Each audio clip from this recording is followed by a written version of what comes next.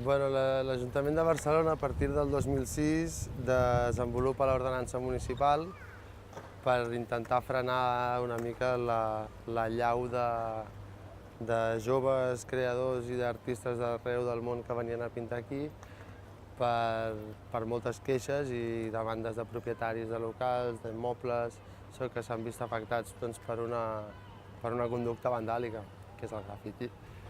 L'Ajuntament de Barcelona va agafar i va ficar al mateix sac el grafiti i l'street art. El que és pintar al carrer no es pot tolerar i van assignar com uns colors per barri.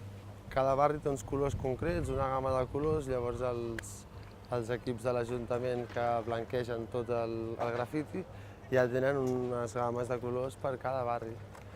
I vam fer aquesta campanya a partir del 2006, es va borrar tot.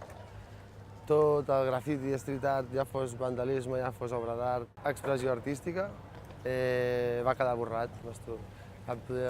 Podies treballar pintant una persiana d'un comerç amb el permís del propietari, però arribava la policia i et tractava com si fossis un vàndal.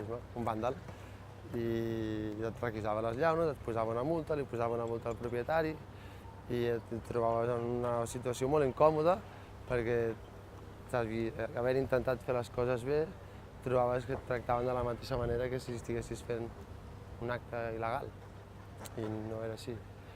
I amb els anys aquesta situació ha anat canviant, han sortit organitzacions com Wallspot, Murs Lliures, Difusor, Contorno Urbano, Caligràfics.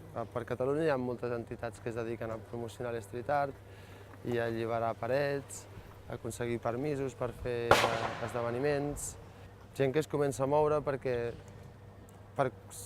conscienciar a la societat de que grafiti és una història, street art és una altra. Tots pintem al carrer i tots són expressions artístiques. A la societat unes els agradaran més i altres els agradaran menys, però les dues són igual de respectables, són expressions artístiques.